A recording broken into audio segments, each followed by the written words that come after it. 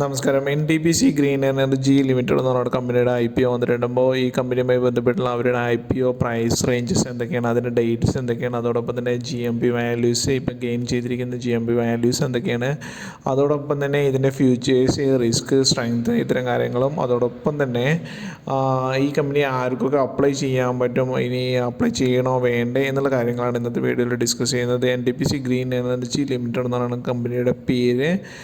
Company NTPC limited എന്ന് പറഞ്ഞിട്ടുള്ള കമ്പനിയുടെ സബ്സിഡിയറി ആയിട്ടുള്ള കമ്പനിയാണ്. അതോടൊപ്പം തന്നെ ഇവരുടെ മെയിൻ പ്രോഡക്റ്റ് എന്തൊക്കെയാണെന്ന് പറഞ്ഞാൽ സോളാർ, വിൻഡ് എനർജി, ഈ റിന്യൂവബിൾ എനർജിയിൽ പറ്റിയിരിക്കുന്ന ഈ രണ്ട് സോളാറും വിൻഡ് എനർജിയാണ് ഇവരുടെ മെയിനായിട്ടുള്ള പിന്നെ എന്താ പറയുക പ്രോഡക്റ്റ് പോർട്ട്ഫോളിയോ. അതോടൊപ്പം തന്നെ ഇവരുടെ ഒരു പ്രൈസ് റേഞ്ചസും മറ്റു കാര്യങ്ങളും നോക്കുകയാണെങ്കിൽ IPO തുടങ്ങുന്നത് 19th നവംബർ മുതൽ 22nd നവംബർ വരെയാണ്. ലിസ്റ്റിംഗ് ഡേറ്റ് 27 നവംബർ 2024 ആണ്. അതുപോലെ തന്നെ പ്രൈസ് റേഞ്ച് 102 മുതൽ 108 രൂപയാണെന്ന് കാണാൻ പറ്റും. അതായത് ലോട്ട് സൈസ് 138 രൂപയുടെ ലോട്ടാണ് നമ്മൾ വാങ്ങിയിരിക്കുന്നത്. ഇഷ്യൂ സൈസ് 10,000 കോടി രൂപയുടെ ഇഷ്യൂ സൈസാണ് വന്നിരിക്കുന്നത്. ഇനി ഇതിൻ്റെ മറ്റൊരു കാര്യം എന്താണെന്ന് ചോദിച്ചാൽ NTPC ലിമിറ്റഡ് എന്ന് പറഞ്ഞ കമ്പനിയുടെ സബ്സിഡിയറി കമ്പനിയാണ് NTPC ഗ്രീൻ എനർജി എന്ന് പറഞ്ഞിട്ടുള്ള കമ്പനി. അപ്പോൾ NTPCയുടെ ഷെയർ ഉള്ള ഏതൊരാൾക്കാർക്കും ഒരു 10,000 കോടി രൂപയിൽ നിന്ന് 1,000 കോടി രൂപ അവർക്ക് വേണ്ടി നീക്കി വെച്ചിരിക്കുന്നതാണ്. അപ്പോൾ ഇതുമായി ബന്ധപ്പെട്ട് നോക്കുകയാണെങ്കിൽ ഈ കമ്പനിയുടെ ഷെയർ പ്രൈസസിൽ ഈ 1,000 കോടി രൂപ ഇവർക്ക് വേണ്ടി മാത്രം നീക്കി വെച്ചിരിക്കുന്നതാണെന്ന് കാണാൻ പറ്റുന്നതാണ്.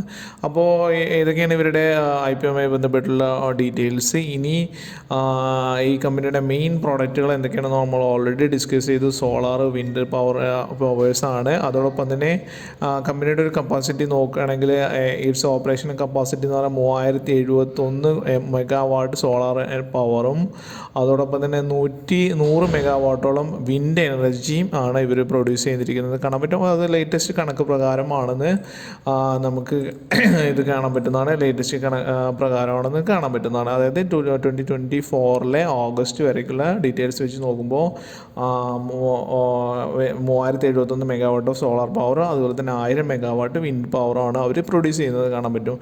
ഇവർ ഇത്തരം കാര്യങ്ങൾ പ്രൊഡ്യൂസ് ചെയ്തതിന് ശേഷം അവർ ഓഫ് ടേക്കേഴ്സിന്, അതായത് പുറത്തുള്ള ഗ്രിഡ് വഴി അവർ ഇത് സപ്ലൈ ചെയ്യുകയാണ് ചെയ്യുന്നത്. മെയിൻലി ഗവൺമെൻറ്, അതുപോലെ തന്നെ PSU ആൾക്കാർ, PSU ആയിട്ടുള്ള കമ്പനികളാണ് ഇവരുടെ അടുത്ത് നിന്ന് ഇത് പർച്ചേസ് ചെയ്യുന്നത് കാണാൻ പറ്റുന്നതാണ്.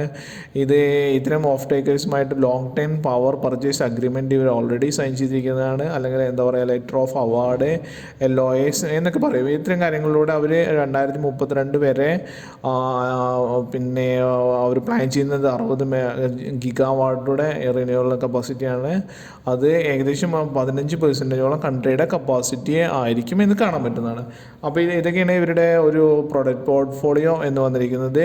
NTPC പോലത്തെ വലിയൊരു കമ്പനിയുടെ സബ്സിഡറി ആണെന്നൂടെ നമ്മളിത് ഓർമ്മിപ്പിക്കണം നമ്മൾ ഓർമ്മിപ്പിക്കുകയാണ്. അപ്പോൾ ഇവരുടെ ഒരു ഇനി സ്ട്രെങ്ത്, വീക്ക്നെസ് എന്തൊക്കെയാണെന്ന് നോക്കുകയാണെന്നതിന് മുമ്പ് നമുക്ക് ഇവരുടെ ഫിനാൻഷ്യൽ കാര്യങ്ങളുടെ ജസ്റ്റ് നോക്കേണ്ടതാണ്. ഫിനാൻഷ്യൽ കാര്യങ്ങൾ ഇതൊക്കെയാണ്. മാർച്ച് 2023 ഇവരുടെ ടോട്ടൽ അസറ്റ് എന്ന് പറയുന്നത് ഏകദേശം 18,431 കോടി രൂപയായിരുന്നു.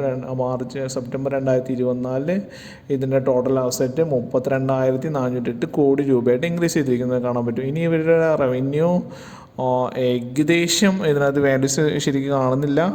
2024 റവന്യൂ 2037 കോടി രൂപയായിരുന്നു. 2024 റവന്യൂ ഏകദേശം കുറച്ച് കുറഞ്ഞിട്ട് 1,132 കോടി രൂപയായിട്ട് കാണാൻ പറ്റും. പ്രോഫിറ്റ് ആഫ്റ്റർ ടാക്സ്, പാറ്റ് എന്ന് പറയുന്നതും 2022 ചെറിയ ഫിഗേഴ്സായിട്ടാണ് കാണുന്നത്. അപ്പോൾ ഇതൊക്കെയാണ് കമ്പനിയുടെയുമായി ബന്ധപ്പെട്ടുള്ള ഇത് നോക്കുകയാണെങ്കിൽ. ഇനി ഇവരുടെ സ്ട്രെങ്ത്തും വീക്ക്നെസ്സും നോക്കുകയാണെങ്കിൽ കമ്പനിയുടെ മെയിനായിട്ടുള്ള സ്ട്രെങ്ത് എന്ന് പറയുന്നത് കമ്പനി NTPC പോലത്തെ വലിയൊരു കമ്പനിയുടെ സബ്സിഡിയറി കമ്പനിയാണ്. അവർക്ക് എക്സ്റ്റൻസീവ് എക്സ്പീരിയൻസ് ഉണ്ട്, executive large scale project, long term relationship width of takers and supplies and financial strength. പിന്നെ ഇതുപോലെ തന്നെ ഇവരുടെ ഒരു പോർട്ട്ഫോളിയോ 14,696 മെഗാവാട്ട് സോളാറും അതുപോലെ തന്നെ വിൻഡ് പ്രോജക്ട്സും അവർ ജൂൺ 30 2024 വരെ പ്രൊഡ്യൂസ് ചെയ്തിട്ടുണ്ട്. ഡൈവേഴ്സിഫിക്കേഷൻ കാണാൻ പറ്റും. അതുപോലെ തന്നെ അവർ മെയിനായിട്ട് 15 ഓളം off takers across 37 across 37 solar project and 9 wind projects ആയിട്ട് കാണാൻ പറ്റുന്നതാണ്. ഇനി ഇവരുടെ ഒരു സ്ട്രോങ് റവന്യൂ, ഗ്രോവിങ് റവന്യൂ ഉണ്ടാകുന്നതുകൊണ്ട് ലോ കോസ്റ്റ് ആയിട്ട് അവർ ക്യാപിറ്റൽ എംപ്ലോയിഡ് ചെയ്തിട്ട് അവർക്ക് പ്രൊഡ്യൂസ് ചെയ്യാൻ പറ്റുമെന്ന് കാണാൻ പറ്റുന്നതാണ്. ഇനി ഇതുമായി ബന്ധപ്പെട്ട് മറ്റൊരു സ്ട്രെങ്ത് എന്താണെന്ന് നോക്കുകയാണെങ്കിൽ largest renewable energy public sector enterprises ആണ് ഇവരെന്ന് കാണാൻ പറ്റുന്നതാണ്. ഇപ്പോൾ നമുക്ക് ടാറ്റ പവറും മറ്റ് അദാനി ഗ്രീൻ എനർജിയൊക്കെ ഉണ്ടെങ്കിൽ അതെല്ലാം പ്രൈവറ്റ് ആണ്. പബ്ലിക് ആയിട്ടുള്ള ഏറ്റവും വലിയ കമ്പനി ഇവരുടെ ആണെന്ന് കാണാൻ പറ്റും. ഇനി ഇവരുടെ വീക്ക് എന്താണെന്ന് നോക്കുകയാണെങ്കിൽ നോർമലി ചെറിയ ചെറിയ വീക്ക്നെസ് പോയിൻറ്റ്സ് എന്ന് പറഞ്ഞാൽ കൺസ്ട്രക്ഷൻ ആക്ടിവിറ്റീസ് എപ്പോഴും ഓവർലൈ ചെയ്യുന്നത് മാൻ പവറും മറ്റു കാര്യങ്ങളാണ്. അതിലുണ്ടാകുന്ന ഫ്ലക്ച്വേഷൻസും മറ്റും ഇവരുടെ കോസ്റ്റിനെ അല്ലെങ്കിൽ പ്രോഫിറ്റിനെ ബാധിക്കും എന്നുള്ള കാര്യം കാണാൻ പറ്റുന്നതാണ്. അതുപോലെ തന്നെ ഇവരുമായി ബന്ധപ്പെട്ട് നോക്കുകയാണെങ്കിൽ മറ്റു ഒരു കാര്യങ്ങളെന്ന് പറഞ്ഞാൽ കോൺസെൻട്രേറ്റഡ് മെയിൻലി അവർ രാജസ്ഥാൻ കോൺസെൻട്രേറ്റ് ആയിട്ടുള്ള പ്രോഡക്റ്റാണ്, അല്ലെങ്കിൽ പ്ലാന്റ്സും മറ്റും രാജസ്ഥാനിലാണ് കോൺസെൻട്രേറ്റ് ചെയ്തിരിക്കുന്നത് കാണാൻ പറ്റും. അപ്പോൾ രാജസ്ഥാനിലുണ്ടാകുന്ന ജിയോഗ്രഫിക്കൽ, പൊളിറ്റിക്കൽ അല്ലെങ്കിൽ ഏതെങ്കിലും റീസൺസിലുണ്ടാവുന്ന ഉലച്ചിലുകൾ കമ്പനിയുടെ പ്രോഫിറ്റിനെ ബാധിക്കും എന്നാണ് കാണാൻ പറ്റുന്നത്. അതോടൊപ്പം തന്നെ ഇതുമായി പെട്ട് പറയുകയാണെങ്കിൽ എന്താ പറയുക, ഒരു സിംഗിൾ ലാർജസ്റ്റ് ഓഫ് ടേക്കേഴ്സ്, ഒരു 15 ഓഫ് ടേക്കേഴ്സ് ഉണ്ടെങ്കിലും അതിൽ സിംഗിൾ ലാർജസ്റ്റ് ഓഫ് ടേക്കറാണ് ഇവരുടെ 50% പ്രോഡക്റ്റ് പർച്ചേസ് ചെയ്യുന്നത്. അപ്പം ഇത്തരം കാര്യങ്ങളിലുണ്ടാകുന്ന ഡിഫറൻസസ് ഇവരുടെ ഇതിനെ ബാധിക്കും എന്നാണ് ഇതുമായി ബന്ധപ്പെട്ട് പറയുന്നത്. അപ്പോൾ NTPC ഗ്രീൻ എനർജി ലിമിറ്റഡ് IPOയുമായി ബന്ധപ്പെട്ട് പറയുകയാണെങ്കിൽ അപ്ലൈ ചെയ്യണോ വേണ്ടേ എന്ന് ഡിസൈഡ് ചെയ്യുന്നതിന് മുമ്പ് നിങ്ങൾ സെൽഫായിട്ട് ഒരു ഇത് ചെയ്തിരിക്കുന്നത്. ഇനി GMP വാല്യൂസ് എത്രയാണെന്ന് പറയുകയാണെങ്കിൽ ഏകദേശം 1.5% ആണ് വന്നിരിക്കുന്നത് കാണാൻ പറ്റും.